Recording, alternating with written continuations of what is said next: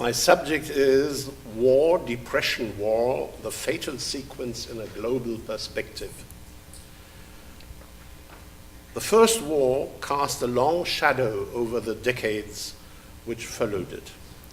Millions had died, the young generation was decimated, and several nations, and that is one of my main topics here, several nations were burdened by enormous debts. They had financed their war expenditure on credit. Running a war on credit is not an easy affair. War bonds had been taken up by the people, and in addition, foreign loans, mostly from the United States, had also been raised. Debt service then turned out to be a crushing burden for the national budgets of the countries concerned. The British had resorted to tax increases, particularly to wealth tax, during the war, but they had also issued war bonds held by the British citizens. Most of these war bonds were redeemed only many, many decades later on. This is an interesting story by itself, but I can't tell it to you today. The French were indebted to both the United States and Great Britain. The German government had trusted that it could pay for the war by imposing reparations on the vanquished. After having lost the war, Germany itself had to carry a burden of reparations. During the war, the German government had resorted to printing money. By the end of the war, the German mark had depreciated by about 50% since 1914. Post-war inflation led to a brief boom in Germany while other nations experienced a recession in 1920. But Germany then experienced a hyperinflation in 1923, which has remained a memory haunting the nation ever since. Even nowadays, when the German government watches what Mr. Draghi is doing with his monetary policy, there are reminiscences of hyperinflation. So far, fortunately, we have no inflation in Europe at all. This hyperinflation was a terrible affair. The government, of course, could wipe out most of its internal war debts by means of this inflation. It just vanished in thin air. But the social and political consequences of this were devastating. The people simply didn't trust the government any longer.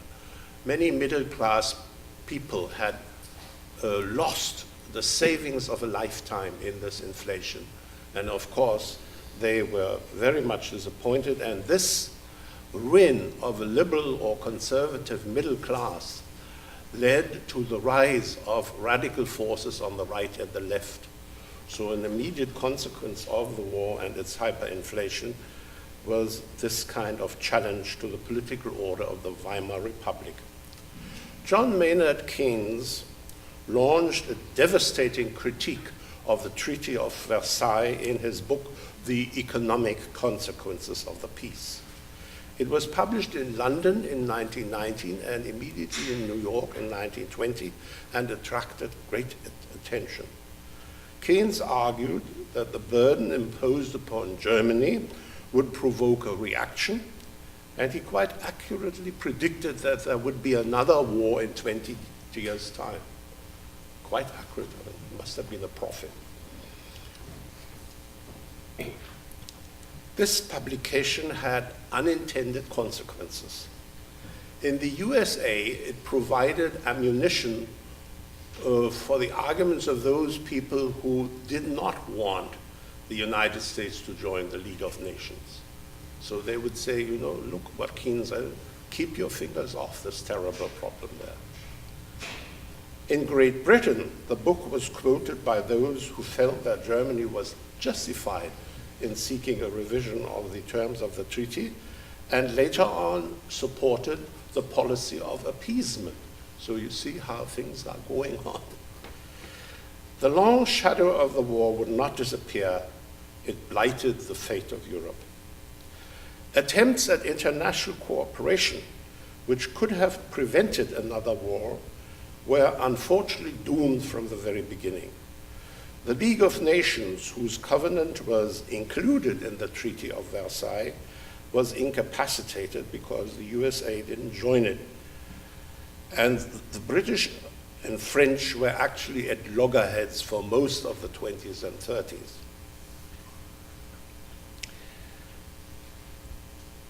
The same was true of the Bank of International Settlements. This, of course, still exists in Basel. It was founded in 1930 due to the initiative of the governor of the Bank of England, Gorman. By the time that bank started functioning, it was much too late. It couldn't prevent the impending disaster. The brilliant French banker Pierre Quesnay, who was in charge of this bank, protected French political interests and couldn't work with Norman. Moreover, the BIS was starved of funds and couldn't even make an attempt at helping ailing financial giants such as the Austrian Kreditanstalt, which collapsed in 1931 and triggered an avalanche of bank failures throughout Europe. Instead of showing the power of central bank cooperation, that is for what the bank was set up, the BIS demonstrated its helplessness. In a desperate quest for stability, most European countries had returned to the gold standard, which they had abandoned during the war. In this, they were supported by the Federal Reserve System of America, which provided generous loans to European states. But at the same time, the Fed perverted the gold standard by hoarding gold so as to defend domestic price stability in the United States. This then had a deflationary impact on the European economy. At the same time, the policy of easy money pursued by the Fed in the mid-1920s encouraged the exuberance of the American stock market. When the Fed then wished to curb this exuberance by tightening the monetary policy, it didn't hit the speculators, but the wheat market. Wheat had been overproduced in Canada, the United States, Argentina, and Australia. Prices had declined since 1925. Surplus wheat had then been stored. Credit could be obtained by pledging stored grain as a collateral. This had provided the ratchet, which prevented a more rapid decline of the prices. In 1929, the ratchet broke, and an avalanche of wheat flooded the world market due to panic sales.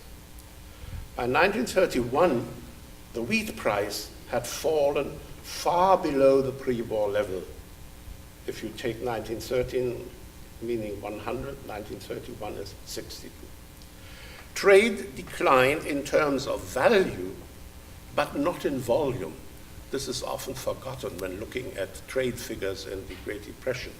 The value was halved, but the volume remained the same.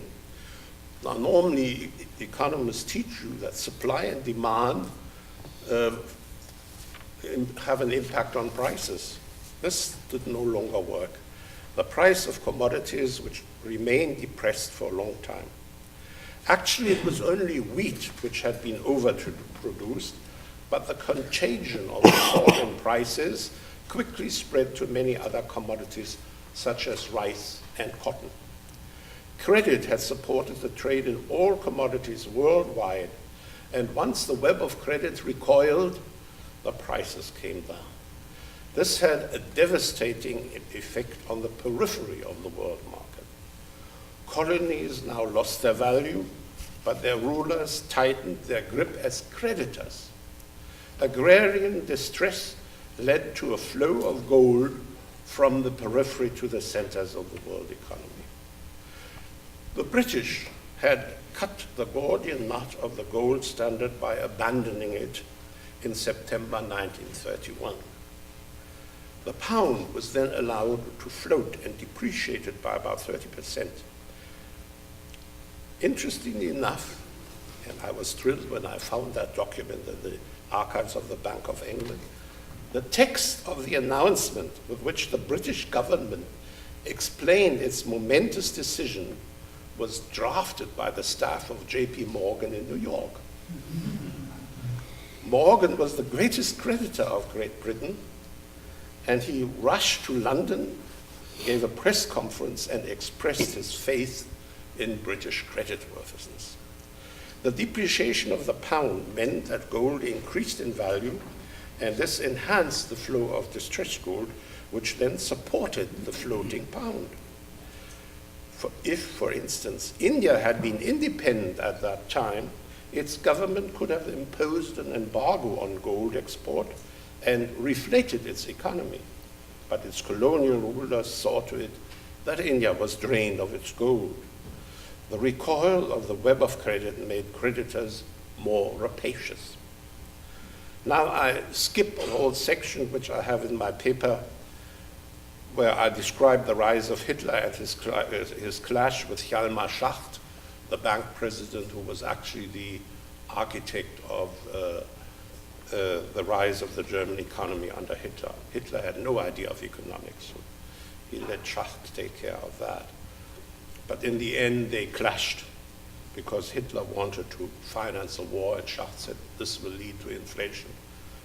And Hitler sacked Schacht, which of course also saved Schacht from becoming a war criminal. Hitler's seizure of power was paralleled by the beginning of Roosevelt's long presidency in the USA. Now, much has been said about the New Deal, but actually Roosevelt's most important measure was going off the gold standard and initiating a devaluation of the US dollar in April 1933.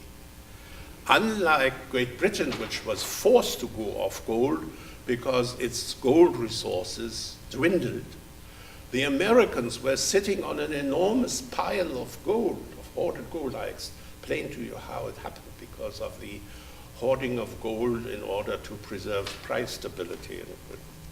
So Roosevelt was not at all forced to go off gold. He purposely did go off gold because he wanted an imported inflation and push agricultural prices up because the farmers were his voters. And in this, he was very successful. He was at that time not at all interested in doing anything for the world at large, and he refused to attend the World Economic Conference in London in June 1933 and send his famous bombshell message telling the Europeans to put their house in order. His emphasis was on domestic consolidation rather than on external leadership at that time.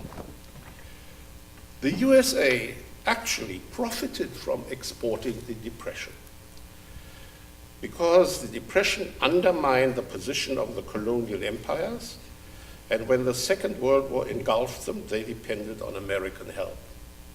Once more, the USA entered the war late and decided its outcome. It then could dictate the terms of the future world order and secure a dominant position for the US dollar. The Fed could print money for the whole world and derive a seigniorage from this. The French finance minister, before he became president, he was finance minister, Giscard d'Estaing, has called this an exorbitant privilege. And this has remained with the United States. It had been acquired at the end of the Second World War when the USA accounted for more than half of the combined output of all the great powers. But it was retained even when the relative weight of the US economy declined. The sequence, war, depression, war, had put the USA into the driver's seat of the world economy. Thank you.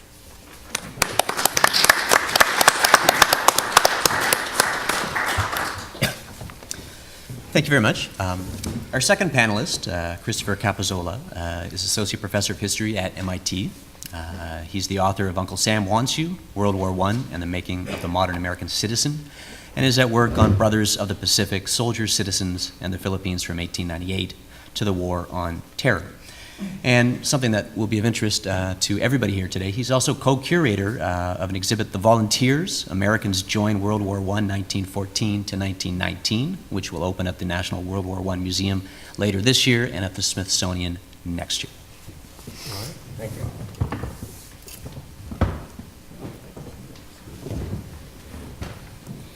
So thank you all for coming and listening to this with me, and for inviting me here, Tom and Dave. For that, I will get your feedback for sure on my submission, but I want everybody else's feedback before I finish this essay. So now I know that I have not just 11 days to finish my paper, but 25 days.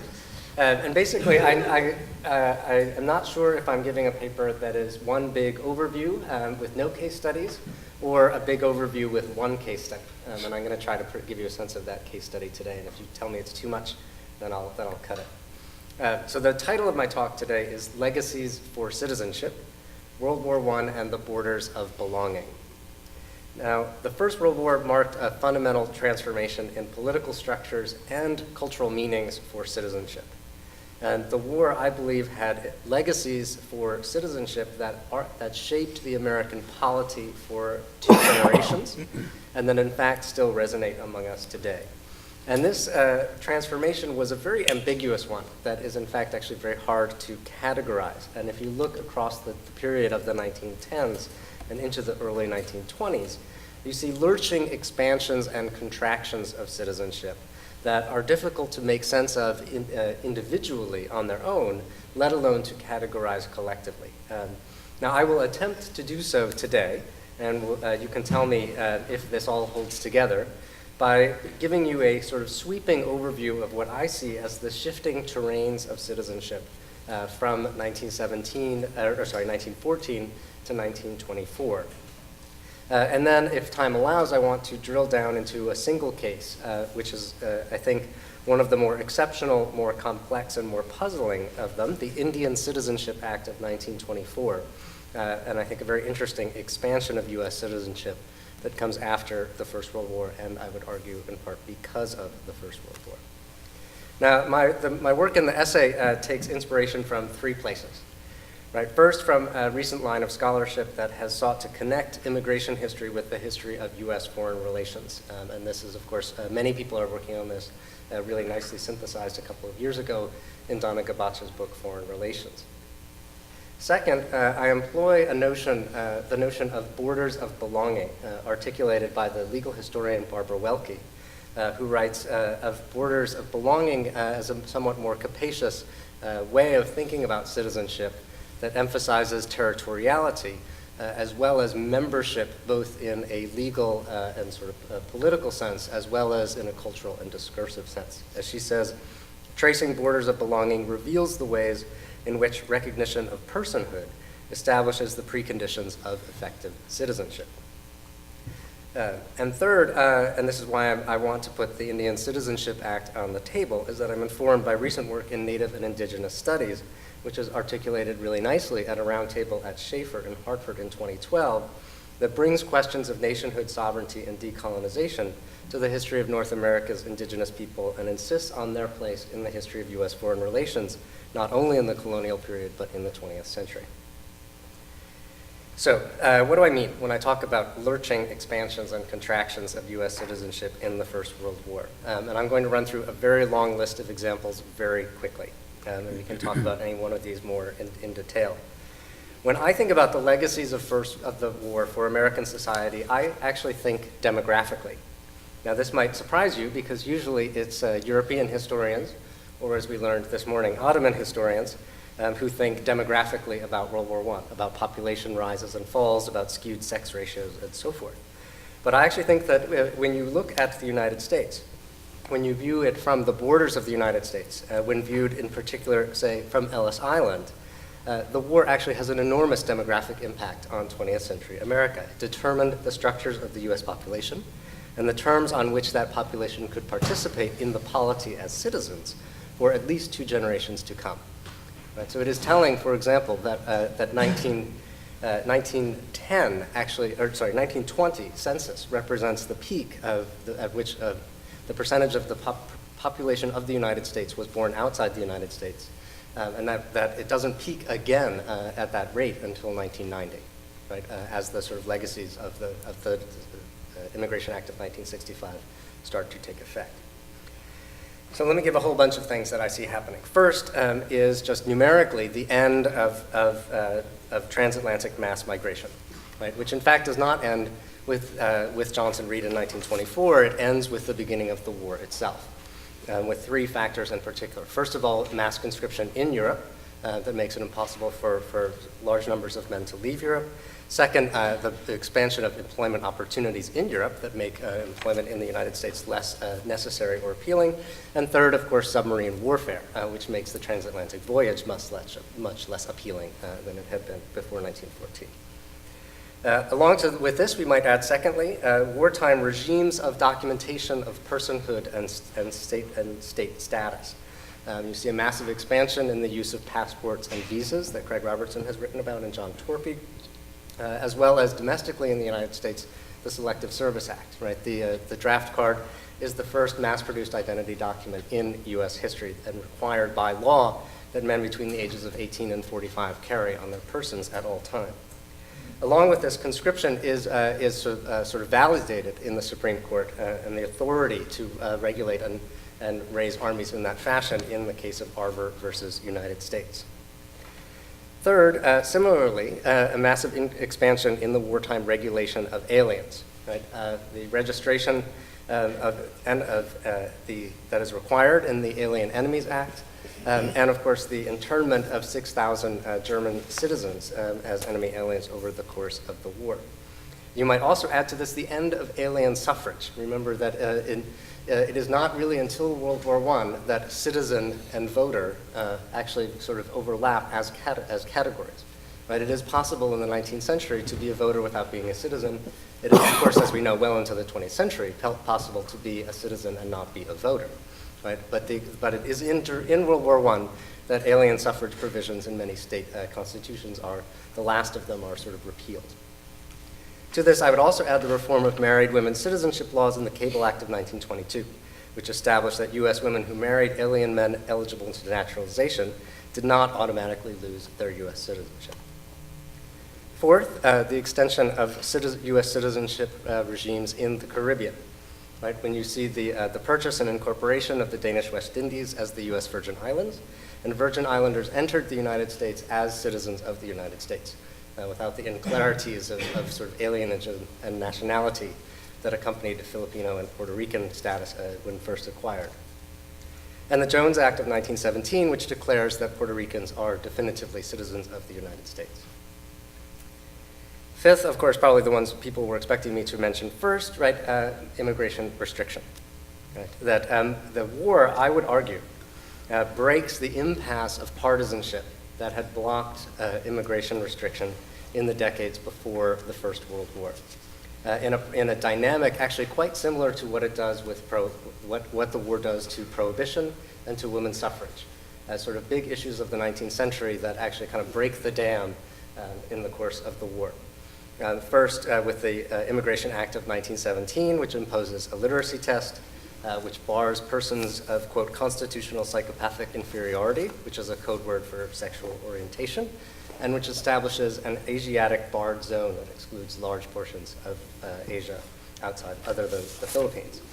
And of course, then we could add to this the Immigration Act of 1921, which is the so-called Emergency Quota Act, which is basically replicated and extended in the Immigration Restriction Act of 1924.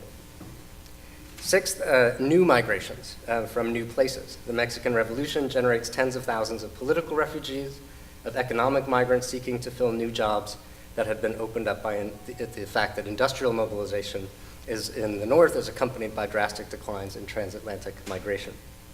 These are not just spontaneous choices by individual migrants, but also include systematic recruitment policies, guest worker policies, beginning in 1917, that would continue in various forms throughout the 20th century. and new discourses of citizenship among Mexican Americans, articulated specifically in the language of citizenship. To this, we should also add internal migration, as the First World War marks the beginning, and I would argue the causative prompt, of the exodus of 6 million white and black Southerners from the rural South over the course of the next 3 decades. Next, the militarization of citizenship. Right? And this is most clearly in the Military Naturalization Act of May 1918, which basically automatically creates what we would now call fast-track naturalization processes for the naturalization of soldiers in the military. But also sort of how the Army handles the diversity of its soldiers. And here I would point to the inclusion, mostly through the activism of Jewish and Catholic soldiers, of the Knights of Columbus and the Jewish Welfare Board into the sort of soldier provision of soldier social services, something I think Andrew may even want to talk about later. This, of course, is all happening in the context of 100% Americanism, the sort of cultural drive for national unity and so forth. But this 100% Americanism had limits. So it's unclear during the war whether the May 1918 Soldier Naturalization Act overruled the 1870 Naturalization Act, which barred Asians from naturalization as U.S. citizens. And in fact, during that period of unclarity, many Asian soldiers were naturalized. Until a series of cases that culminated in U.S. versus Toyota in 1925 ruled that his naturalization certificate was, quote, illegally obtained. So that's the end of that story. Citizenship is militarized in another way as well. So the second part of the militarization of citizenship is the exclusion from citizenship of those who refuse on principle to participate, the exclusion of pacifists. We know this best from the Supreme Court case of U.S. versus Schwimmer in 1929, Rosika Schwimmer, who was denied naturalization because she would not swear to take up arms in defense of the country, despite the fact that she was 56 years old and a woman and would not have been allowed to take up arms even if she wanted. But it's then confirmed in the two cases, the paired cases of U.S. versus McIntosh in 1931 and U.S. versus Bland in 1931. Bland is even worse, in which the U.S. Supreme Court denied naturalization to a British-born woman who had, in fact, actually spent almost a year at the Western Front working in nursing soldiers, but refused to swear that she would take up arms. But those are the most high-profile cases. The real story is actually about the thousands of people who had claimed exemption from the draft, either as conscientious objectors or had actually claimed their status as aliens, which made them sort of exempt from the draft, and who were then later denied the possibility of naturalization on the grounds that the fact that they had asserted those claims during the war demonstrated that they did not have attachment to the principles of the Constitution. Next, new mechanisms of control for migrants and control of the border itself. Some familiar ones we know, the Espionage and Sedition Act, but also new practices of denaturalization and deportation. Right, so clarifying, and this is in a forthcoming work from Lucy Salyer on denaturalization, clarifying the ability of the United States government to strip naturalized citizens of their citizenship status, as well as sort of well-known stories of the regulation and surveillance of radical movements, whether it is Bolsheviks, the IWW, or the anti-colonial movements of Garveyism, the Goddard Party, or Japanese Pan-Asianists in colonial Hawaii. The establishment within the Army of the Military Intelligence Division, its expansion, and the establishment within it of its Negro Subversion Division, as well as powers of regulation that accompanied the ratification of Prohibition and the passage of the Volstead Act, ones that militarized the U.S.-Canadian border and expanded U.S. policing powers in South Florida and the Caribbean. This brings us to 1924, the annus mirabilis or annus horribilis of U.S. immigration history. But I want you to see the Johnson-Reed Act not as this thing that comes out of some sort of thing in the 20s called nativism, but in fact actually the culmination of 7 years of regulation systematically and cultural sort of redefinition of who can be inside the nation. And also to see the Johnson-Reed Act next to the other things that happened in 1924. Not only a quota system for European migrants, but the fundamental exclusion of Japanese migrants, as well as the implementation of the Hawaiian Homes Commission that redefines citizenship for Native Hawaiians, the Indian Citizenship Act of 1924, and not insignificantly, the establishment in 1924 of the U.S. Border Patrol. Now, this was, I argue, by 1924, a new nation, a new state, both in terms of its cultural definitions of personhood and belonging, legal definitions of citizenship and alienage, and state structures to implement, survey, and enforce those borders. So that's the big overall sort of view. Do I have like a couple minutes to talk about my case? Okay. So if there's enough space in the 6,000 words, I then want to look a little bit at the Indian Citizenship Act of 1924. This act stated that all Native people born in the territorial United States were citizens of the United States, and in some levels represents an important extension of citizenship. It applied to about between 33 and 40% of the indigenous population of the United States, primarily those who lived on reservation territories. Now, at the time and in years since, the act has been depicted within a framework of militarized citizenship as a reward for Indian soldiers for their wartime service, something that they must have been agitating for. But in fact, we actually know quite well that most of the people who were made citizens by the Indian Citizenship Act of 1924 could have become citizens some other way and didn't probably actually want to be citizens of the United States, or certainly didn't want that formal status. And the sources help us see this. And what I'm drawing on here is a massive survey of Native American veterans conducted in the early 1920s by the Wanamaker Institute in Philadelphia. And we see actually a much more complicated story that's an ongoing contest over citizenship and sovereignty. And in fact, what I would call a coercive expansion of citizenship that challenges our easy narratives of wartime military service and citizenship existing in a quid pro quo relationship. And in this, I'll just say what I'm going to do in that part of the paper, which is to talk about three things. First is to look in detail at Native American declarations of war during the First World War. And the best known of these are the Iroquois declarations. The Iroquois nations declared war on Germany. And often this appears in sort of synthetic histories of World War I as a sort of charming anecdote. And ditto, the Iroquois attempts to attend the Versailles Conference or to appear in ceremonial dress in U.S. military events. But I think actually we need to look at these much more closely, not as demonstrations of loyalty, but in fact negotiations over sovereignty in a global moment when the terms of colonial control were in fact actually very much up for grabs. So to give one example, Arthur Parker, who of the Seneca Nation, said that the declaration of a war would, quote, establish our independent right to act as a nation and not as a ward-bound thing that had not the powers of a nation. The Senecas have lost none of our sovereignty since 1812, and a war declaration would serve to emphasize our status. The fighters could then enter the U.S. Army, same as now. Second, then I look at sort of the ways in which the Selective Service Act applied or didn't to Native Americans. That in so-called Indian country, which is actually a legal category in 1917, the Selective Service Act does still apply. Native people are required to register, but as non-citizens, they would not be required to serve. And there is evidence of resistance to registration, the so-called Green Corn Rebellion among the Creek in June of 1917. The Oneida of Wisconsin originally refused to register, citing the Treaty of 1769. And in rural Nevada, on the Goshute Reservation, where there is actually an armed revolt, which becomes understood in the popular press as being fomented by German spies, although the Bureau of Indian Affairs writes back and says, no, it's not the Germans, it's the Mormons.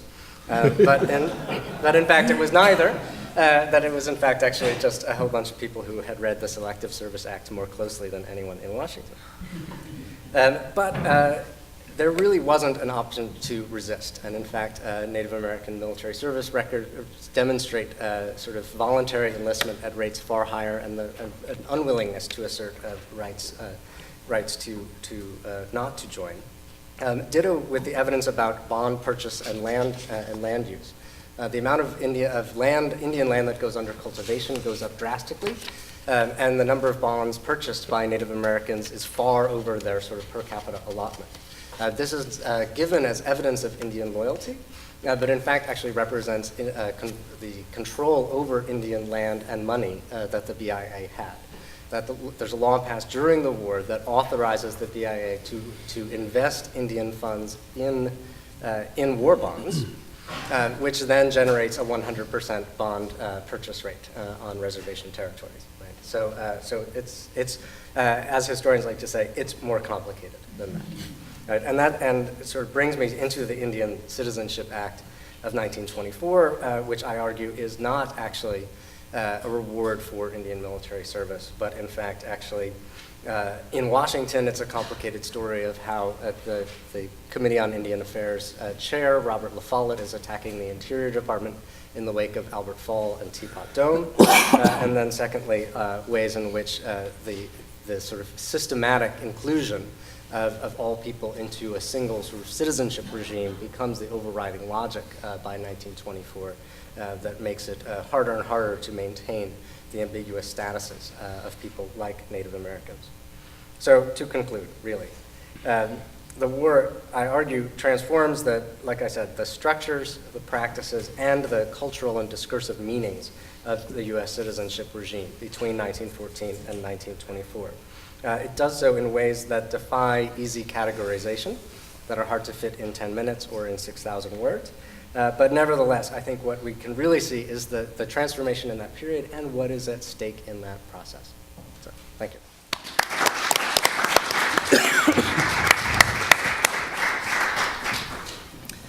Our final panelist, Andrew Preston, is reader in American history and a fellow of Clare College at Cambridge, where he's also the editor of the Historical Journal.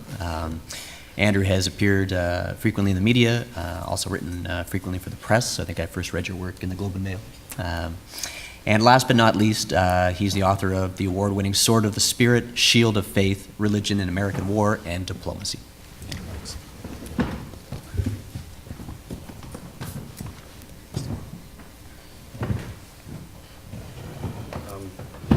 Thanks, Dan.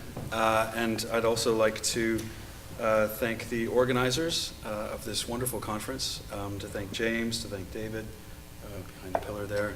I guess I'll also have to thank Tom for putting this together and for including me and for inviting me. And my topic is American religion, and specifically how the war affected American religion and how also religion affected the war. So to look at the a symbiotic relationship between these two major phenomena, and to argue that World War I, without being teleological about it, to argue that World War I was, as a lot of us have been saying, a major transformation in not only religion's relationship to American foreign relations and to America's conception of its role in the world, but to religion itself, to American religion itself, and especially how religious Americans and how religious communities conceived of their citizenship and of their role, not just in the world, but within the American nation and within American society.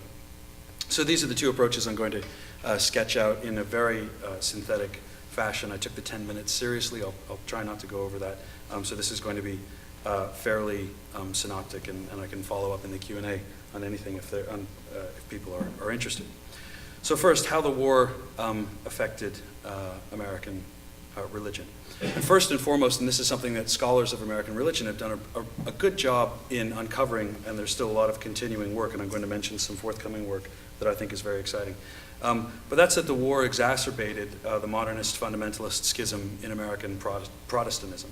And in fact, looking at the titles of the panels, my paper might be more appropriate to be on the next panel, which is Wars at Home, because this was very much a war at home that nearly tore apart the Protestant community, which of course is really synonymous at this time with American religion. For those of you who don't know, it really beginning in the late 19th and really picking up speed in the early 20th century, there was an increasingly intense civil war within American Protestantism between modernists and fundamentalists. And this is where the term fundamentalist for any religion comes into being. American fundamentalists coined it themselves to refer to themselves as fundamentalists because they wanted to return Christianity back to the fundamentals, because liberal Protestants, mainline Protestants, the establishment denominations were, they said, becoming way too liberal. and those liberal Protestants self-identified as modernists, and that was also an epithet that fundamentalists used. This was contrary to what you'll see in a lot of textbooks, and I think contrary to what a lot of people assume. This was not an urban-rural phenomenon with urban modernists and rural fundamentalists, but in fact, rural America really remained silent about this. What we refer to as the Bible Belt today played very, very little role in creating American fundamentalism, Protestant fundamentalism. It was an urban phenomenon, and these battles took part in major cities where there were major universities, usually with a divinity school or theological seminary attached to it, which would be homes for modernism, and then also cities that had also had a more conservative seminary or Bible college or Bible study institute. So the real ground zeros or centers of contest between modernists and fundamentalists were cities like Philadelphia, New York City, Boston. These are places we normally would think of as being very liberal, where modernism would have flourished, and it did, but also fundamentalism found a lot of adherents in these cities.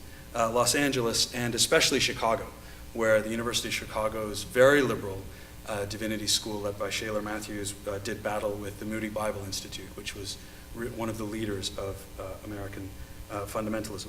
And the dispute between modernists and fundamentalists began over theology and theological doctrine. That's why fundamentalists called themselves fundamentalists. So it was originally a religious dispute, but as time went on, and especially after 1917, this schism became heavily informed, and really not just heavily informed, but about political issues of the day.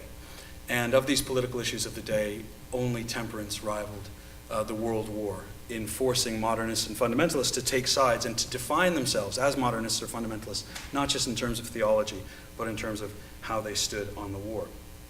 And fundamentalists and modernists used the war to attack each other. So, in a nutshell, fundamentalists accused modernists of being atheological, of being blasphemous, because they were modernists and they didn't take the Bible literally, they didn't believe in biblical inerrancy, they didn't believe in miracles anymore, and they tied that to German biblical criticism. So a lot of the higher criticism, reading the Bible as literature as opposed to the inerrant Word of God, began in Germany in the 19th century, and modernists traveled to Germany to do doctorates in theology and doctorates in history and in other subjects. And fundamentalists found a lot of traction in criticizing modernists as anti-American because they were believing in this German biblical criticism.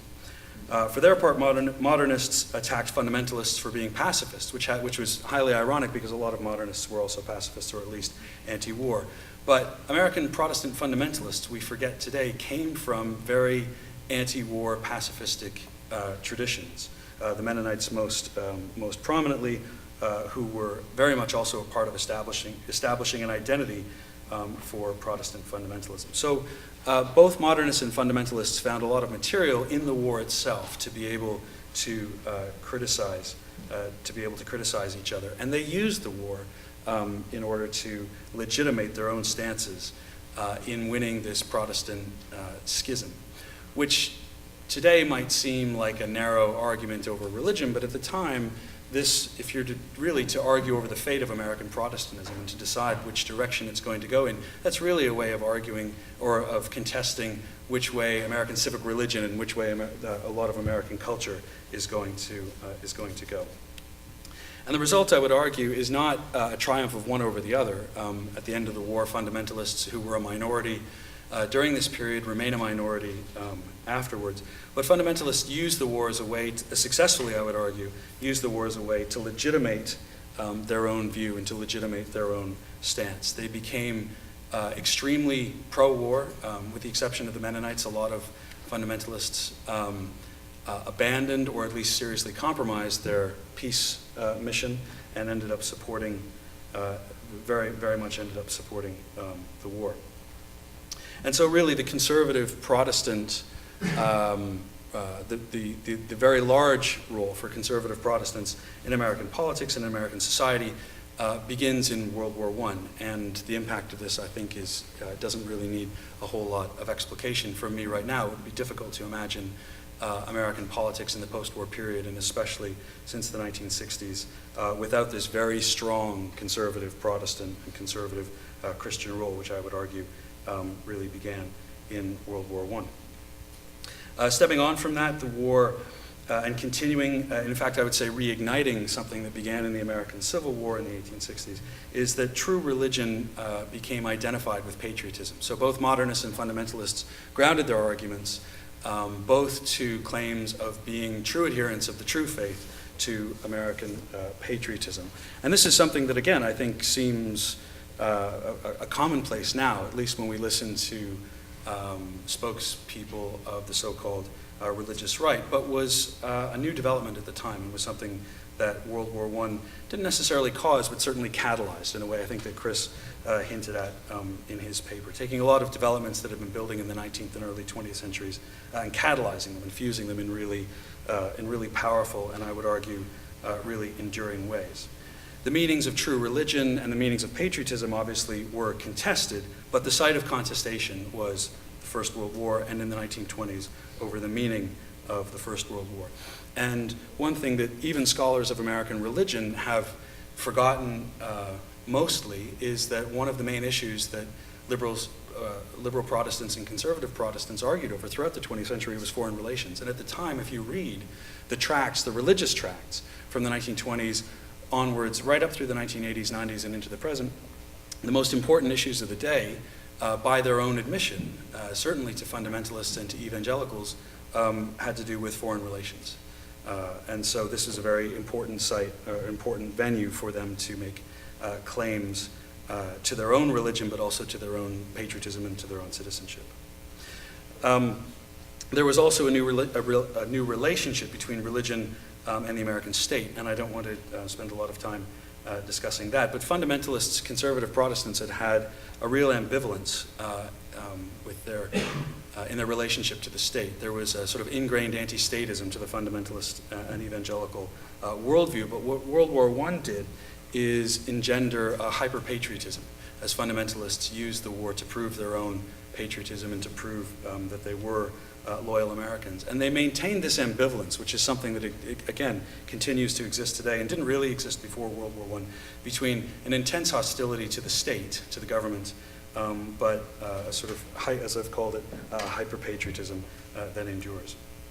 The fourth way in which the war influenced American religion is laying the groundwork for what Kevin Schultz has called a tri-faith America. And Schultz and most other scholars at the earliest, including myself in previous work, have dated the emergence of a Judeo-Christian nation to the 1930s at the earliest. The traditional view is that it was a product of the Cold War in the fight against godless communism, and of course that's true. Americans said that a lot in the 1940s, the late 1940s and 1950s.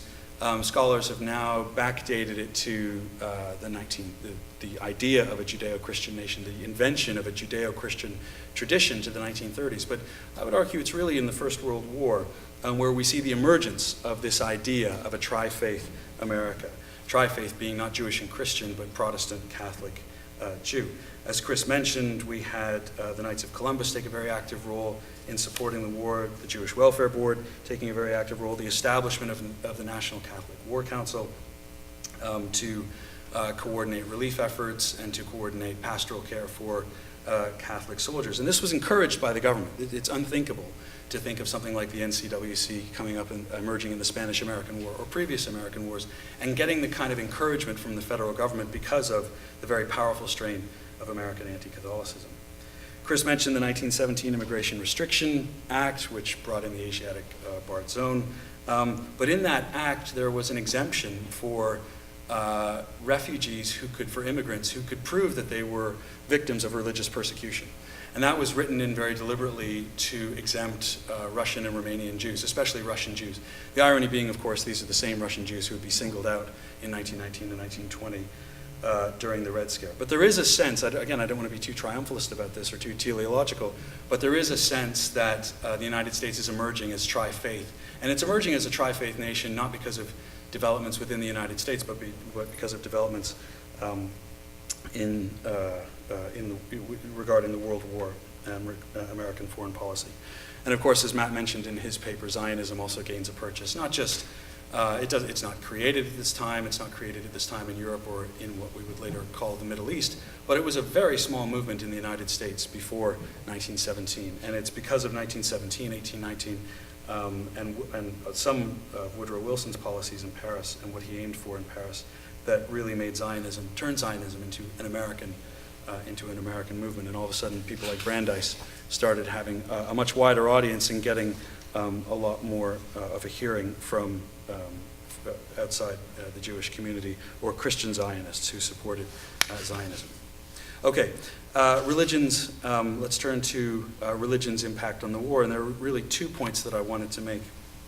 One was the link between ecumenism, the ecumenical movement, and world order. This is the Protestant movement that tried to bring Protestant denominations and later Orthodox churches together under one institution. In the United States, it was the Federal Council of Churches, and in world religion, it ended up being the World Council of Churches, which was founded in 1938 and then refounded in 1948 because the process was paused because of World War II. This is something that Dan and his work is called ecumenical internationalism, which I think is a very appropriate phrase. And really the point I want to make here is that a lot of ideas of Wilsonianism, a lot of ideas of world order, something that has been almost entirely overlooked in the literature, came from this Protestant ecumenical movement. That's not to say that all ideas about international organization or world order came from ecumenists, but a lot of these ideas and a lot of the motivation did, and it's something that historians haven't really paid a whole lot of attention to. And the ecumenical movement, which had been talking about a family of nations, using terms like that, a league of international brotherhood, going back to the 1820s and 30s. Again, they weren't the only ones doing so, but they were unusually prevalent those terms were unusually prevalent within ecumenism, provided a lot of the ideas, a lot of the momentum from a very early point, and saw the First World War as a moment that they could seize in order to bring these ideas to fruition. And they found a ready and willing audience in the White House because Woodrow Wilson was one of their own. He was an ecumenist himself. And disillusioned by the failure of Wilsonianism, the ecumenical movement didn't give up and didn't abate in their efforts, but continued and really pushed this idea of the United States not just joining but leading an international community through the 1920s, 30s, and then was a very important player. And again, this is a story that has been mostly overlooked in the literature, was a very important player in 1944-45 in American planning for the United Nations, and a delegation from the Federal Council of Churches and the International Missionary Community Conference was invited to be was invited to San Francisco and to be a consultant to the American delegation. And in John Foster Dulles, the ecumenical movement had a representative on the American delegation in San Francisco. Okay, finally, what was the other aspect of religion's impact on the war and its legacy? And this is more ephemeral, and I'll see if this argument convinces anybody. But religion lent the war moral prestige and moral legitimacy. And I would say that the religious communities in the United States helped turn, in large part, not entirely, but in large part helped turn the war into a moral crusade. This is something that we do see in the Civil War, and we see a bit in the Spanish-American War, but it wasn't really solidified or cemented until the First World War.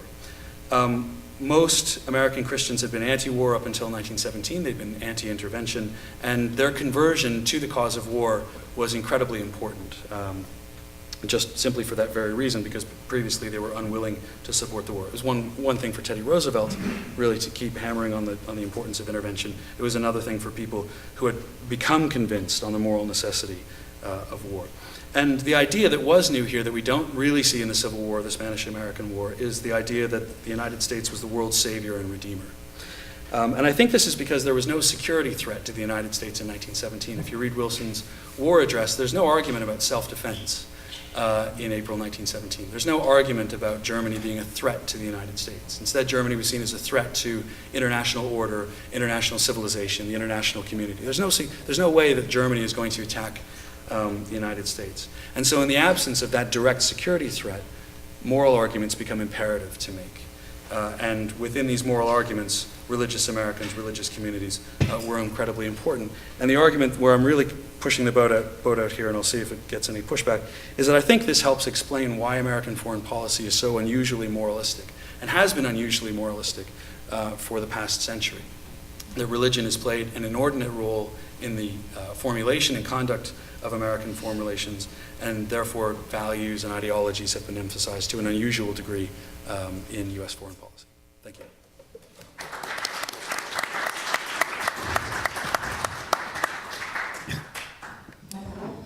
Thank you to our three panelists. We've got about half an hour left, so I will open the floor to questions. Yes, I'd like to address this to you, Andrew, and I don't want to take a lot of time with it. I find it fascinating what you said. And what about the fringe, what I would call the fringe religions at the same period? Did they have any role at all? And ranging from Christian Scientists, Seventh-day Adventists, and even non-American Baha'i or Muslim, did they have any role in this that you were very well describing? That's an excellent question, and the answer is no, not to the extent that I found. I'm sure maybe someone here can correct me on that, but certainly not for Muslim communities, which are very small in the United States. The Nation of Islam doesn't really come into being until the late 20s, early 30s, 1930, 31. But some of the very small sects are not, don't play an enormous role. When they do, it's in, and Chris would know more about this than I do, and because the Mennonites aren't tiny, but they are fairly small, but they're important, and the Quakers in terms of test cases over the requirements of citizenship, the requirements of what you do for your nation in war. Jehovah's Witnesses play an important role in that, and especially later on, as they do in church-state separation cases. So you have Jews and Catholics who are, obviously much larger and very important in over questions of church-state separation in education, but very small groups like Jehovah's Witnesses and Mormons, who at the time are also quite small, play an important role. The thing that I didn't emphasize enough in my talk is that what a lot of these religious communities do, from Catholics and Jews, the major sort of religions that we think of, right down to a lot of the very small sects, is use the war as a way to assimilate and to demonstrate their patriotism. And this was done very explicitly. A lot of Catholics, some Jews, but a lot of Catholics were very uneasy about the war. The Vatican had called for a negotiated settlement, and privately, Catholics said we have a real difficulty supporting America's cause here, even in 1917. But publicly, they came up very strongly in support of the war as a way to demonstrate their Americanness. In line with that point, I'm thinking of Irish Americans for obvious reasons. Yeah. They're in the middle of rebellion against Great Britain, and even as the hierarchy is vast majority Irish, so that turnaround would seem to be huge. Now, I also have a technical question. NCWC, I thought I heard National Catholic War Council. You mean National Catholic Welfare Council? No, it was originally War Council. I mean, the name changes, but it was originally the War Council and then it changed after the war because it had, connotations that they didn't want to perpetuate. On Irish Americans, I would the only thing I would add to that. I agree with what you said, is that Irish Catholics, I should say, because there, of course, were a lot of Irish Protestants in the United States, but Irish Catholics in the U.S. were, for a time, some of the most ardent supporters of a Wilsonian peace, purely because they thought national self-determination would lead to a free Irish state. It turns out that Wilson had very little interest in pushing that for a variety of reasons, and it was really the Irish, if they were going to get a free state, it would have to be done through, as it was accomplished, through force of arms.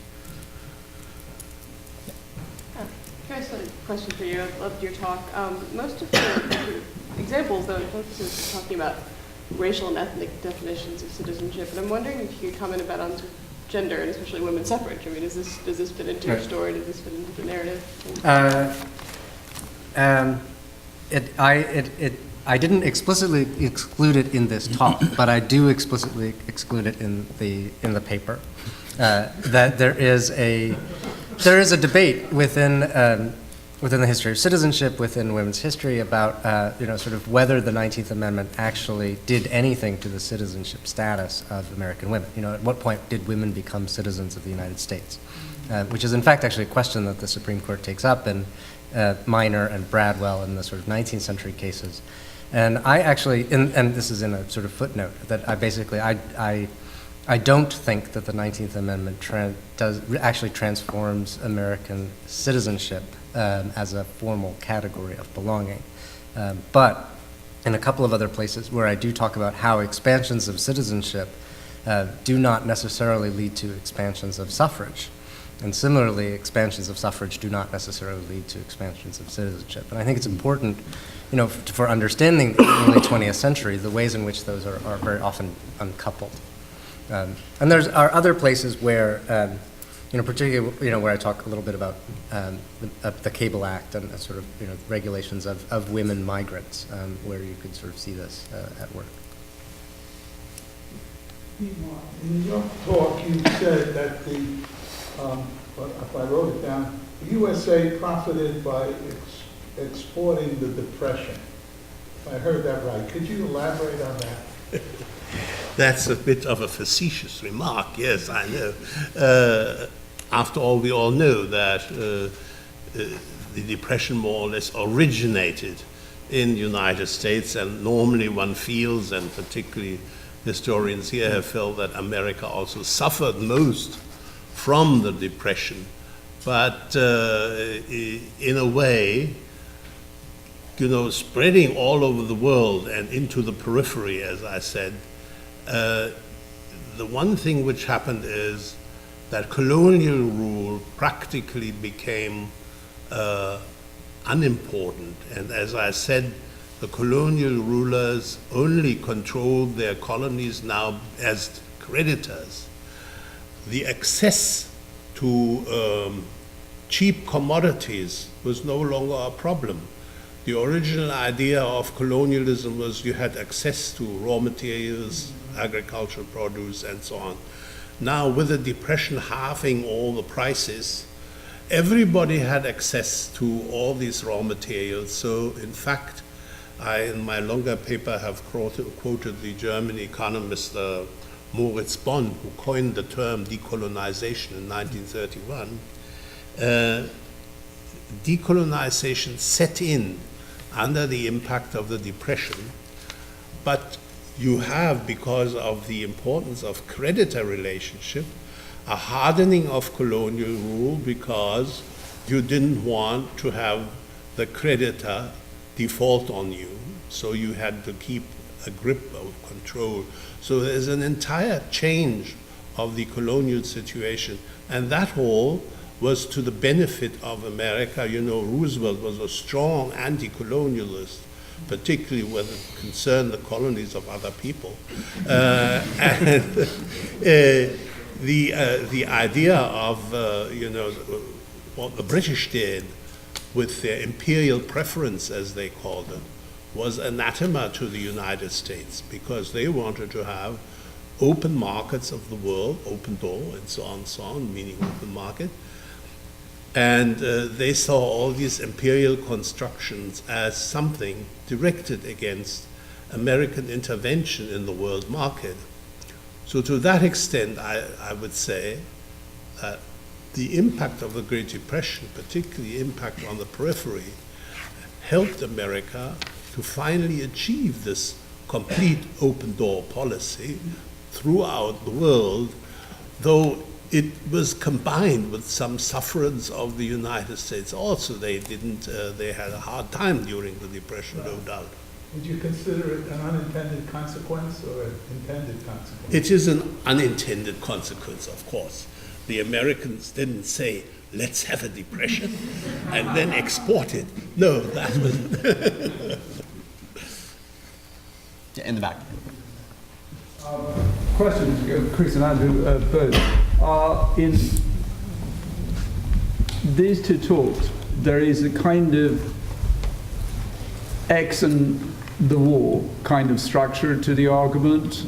Here is the First World War, and here is a series of discrete struggles, currents, acts, movements, events that are in complex ways related to that other big event. And so there are these crystallizing moments, acute crises and so forth and so on, transformations and et cetera, et cetera.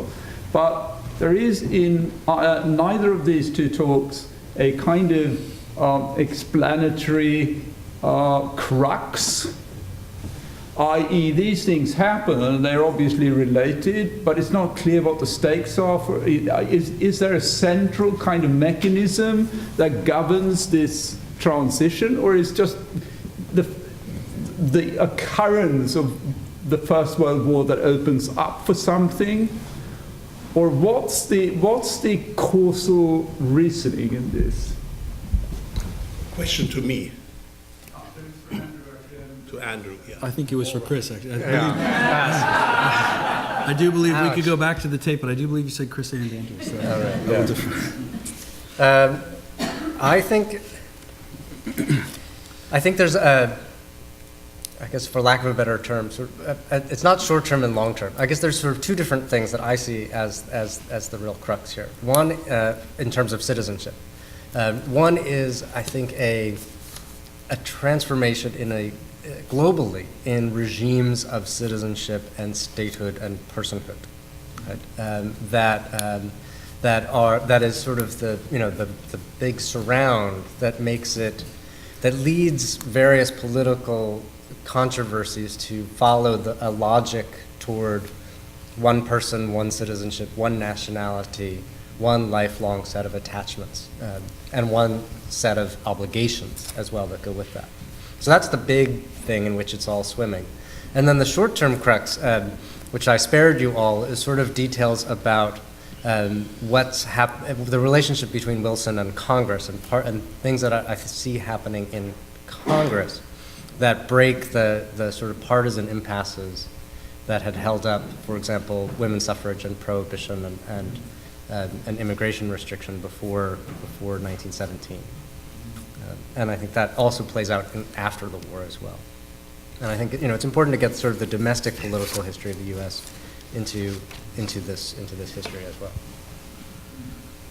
Thanks for the question, Anders. It's a very well observed, and you're absolutely right. I think I used the term catalyst in my paper. I think I'd still stand by that, and I think I should probably make more explicit some of the things I mean. I don't know if they would amount to a crux or a theory that would explain a lot of this, but and I'm not sure if they would really amount to a central mechanism.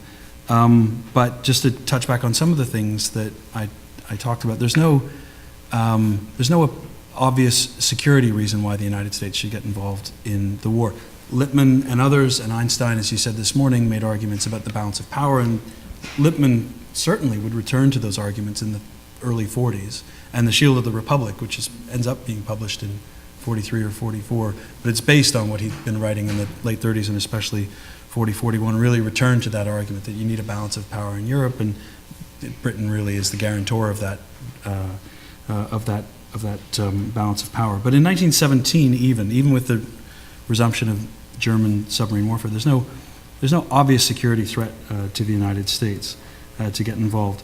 On the other hand, American religious communities, especially Protestants, had been thinking about the world and America's relationship with the world. They weren't the only ones, of course, but they had been thinking about this for over a century and been writing about it a lot, and a lot of public intellectuals who weren't necessarily religious figures approached these issues from a religious perspective, and John Foster Dulles being the example who I happened to use. And so in this moment, in 1916-17, when the U.S. finds itself getting dragged into the war, well, at least that's how it's perceived, that's how it's portrayed.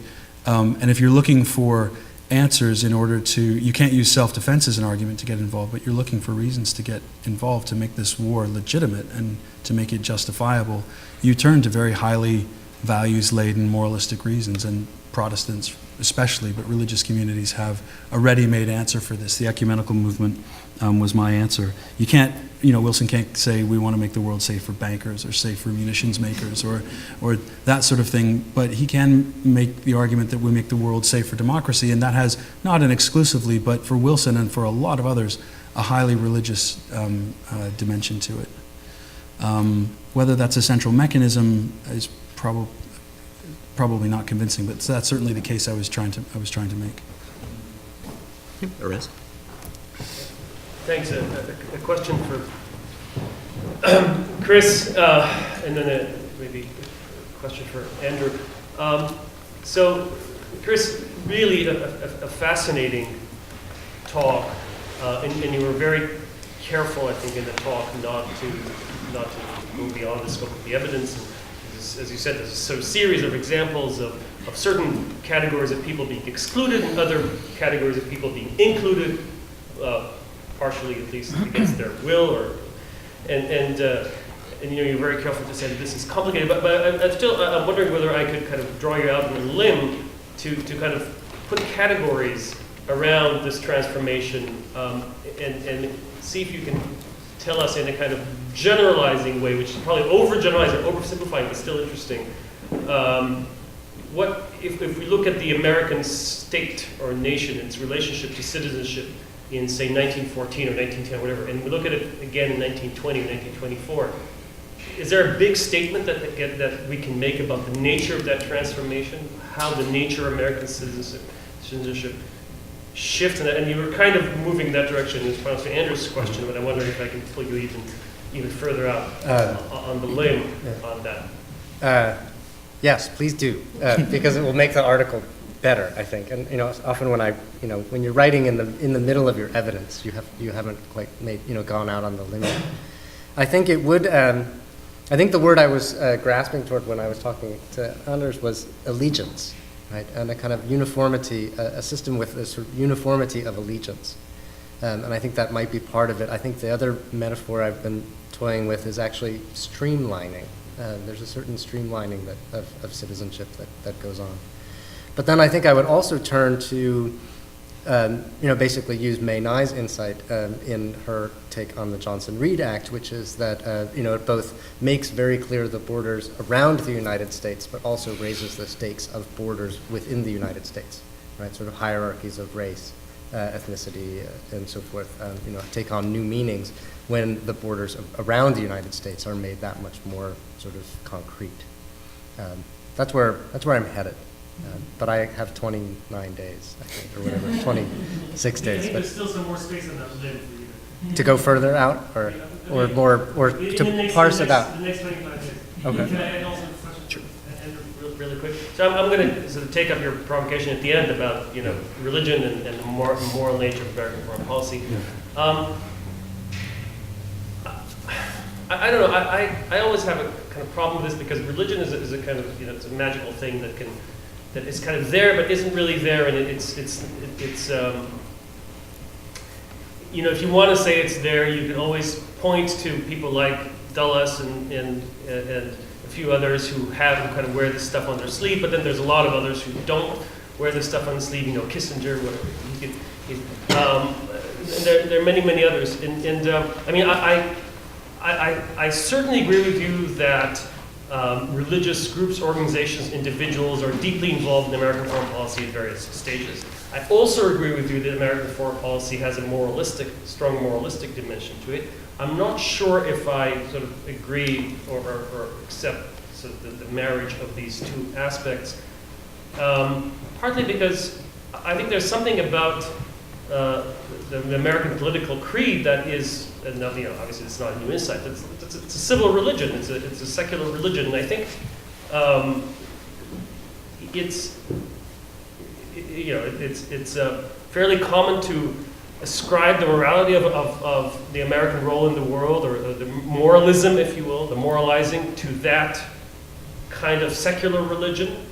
And democracy could easily be described as, the advocacy of democracy could easily be described as an attempt to spread American secular religion, even outside of any kind of Judeo-Christian context. And so I'm wondering what the Judeo-Christian or the Christian context really adds, whether we see here a missionary foreign policy. Because in my experience reading State Department documents, the State Department is almost invariably dismissive of missionaries and sees them as annoyances and as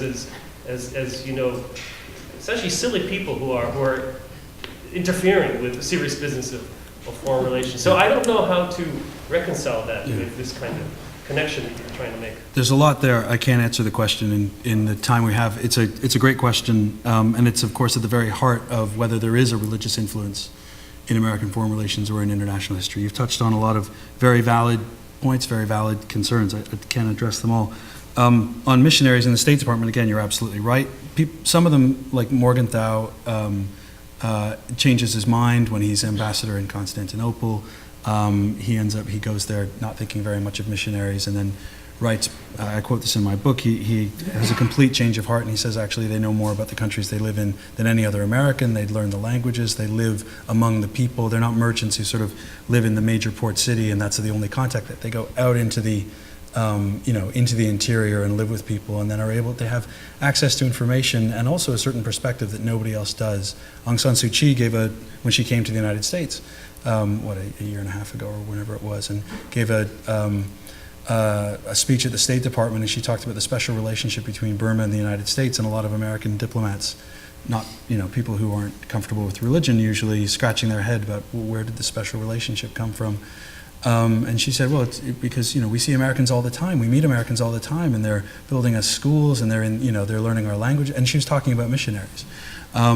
Now, it's true, a lot in the State Department, they're, certainly in the 19th century, well into the 20th century, they're very hostile to, some diplomats are hostile to missionaries.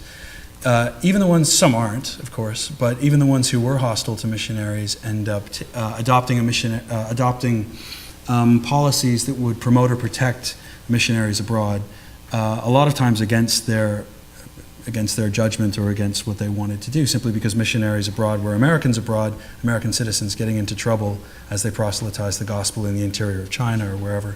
They get persecuted, harassed, whatever. I found this with Mormon missionaries in Europe, which means that there's not necessarily a link between missionaries and empire.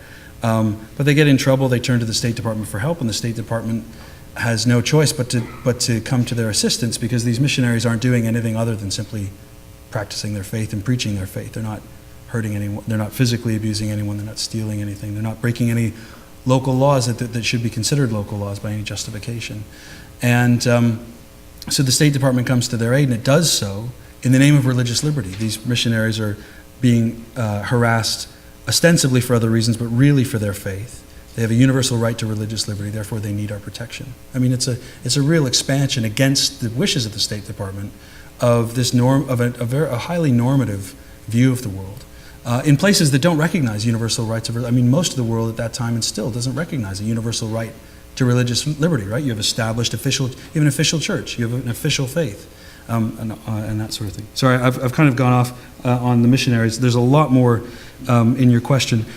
I would just really only say, you asked, why isn't it a civil religion as opposed to religion, but a lot of times that civil religion, especially in this period, the religious aspect is a religious aspect. It's not just secular, faith in American democracy, but those ideas about American democracy, certainly for Wilson, are grounded very much, not entirely and not exclusively. People who talk about religion and foreign policy get criticized all the time for focusing in on religion to the exclusion of other things. I'm not saying religion is the whole story, but it's a big part of the story for including people like Wilson. So sometimes the civil religion is civil religion, but sometimes it's both, and it can be both the secular and the sacred, working in tandem, maybe working in opposition and producing some kind of synthesis.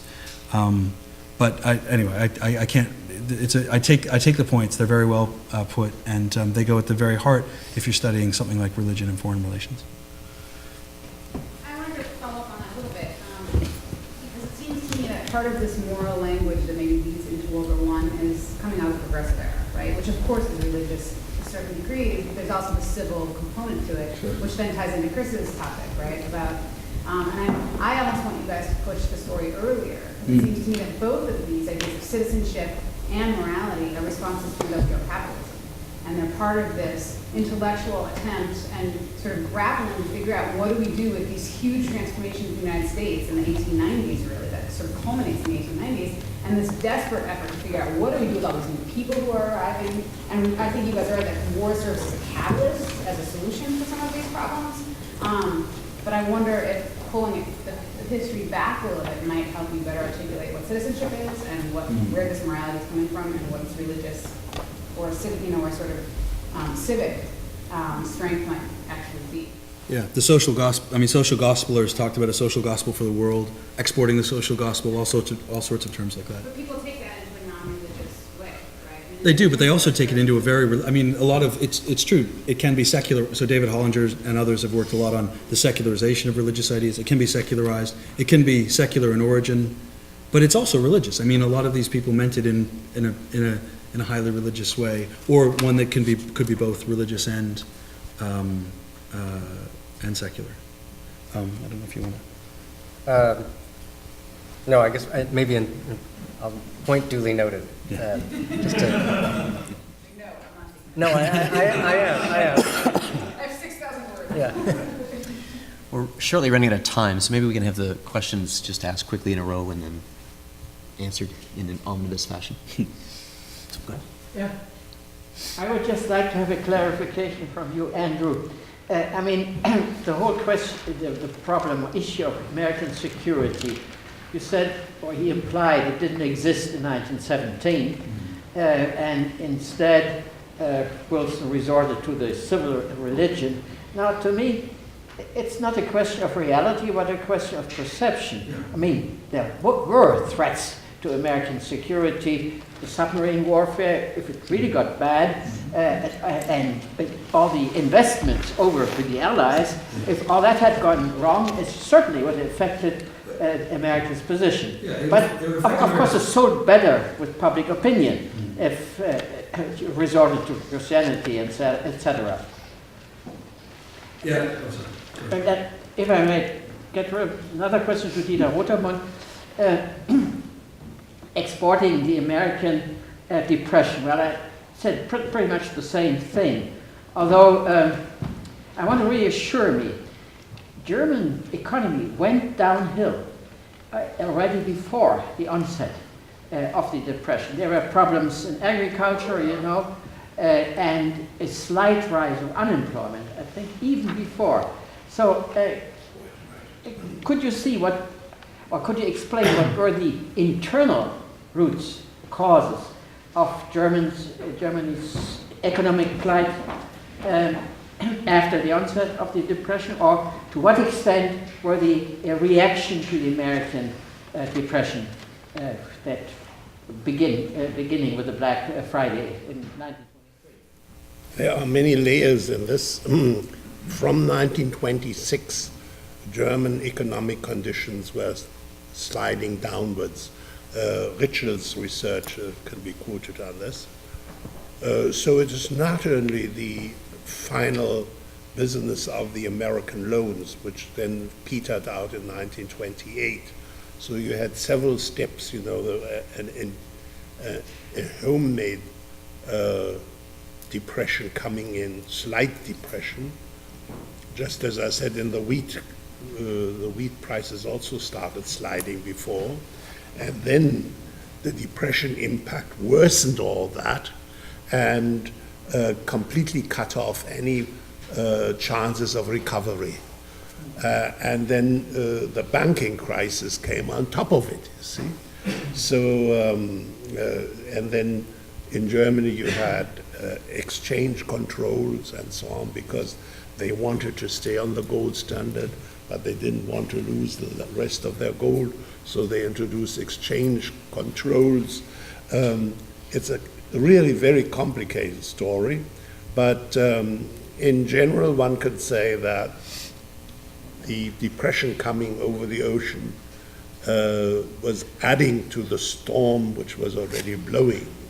And the original storm, was this still a legacy of World War I, or did it have other reasons? I mean, the fact that German economy was declining even before the onset of American depression, could that be seen as a consequence? But of course then we have the other impact, the hyperinflation and the French seizure of the Ruhr area for reparations, which turned out to be a very bad business. They didn't recover what they had liked to.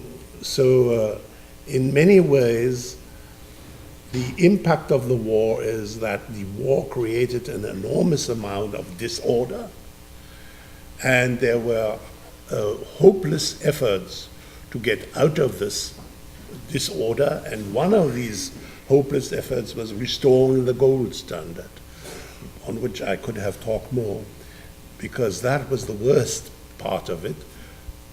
The more so as the Americans perverted the gold standard, because the original idea of the gold standard is free flow of gold, inflation and deflation balancing each other out. But if some party in this whole business hoards the gold and sits on it, then it can control inflation in the country, like in America. The Fed considered itself responsible for price stability.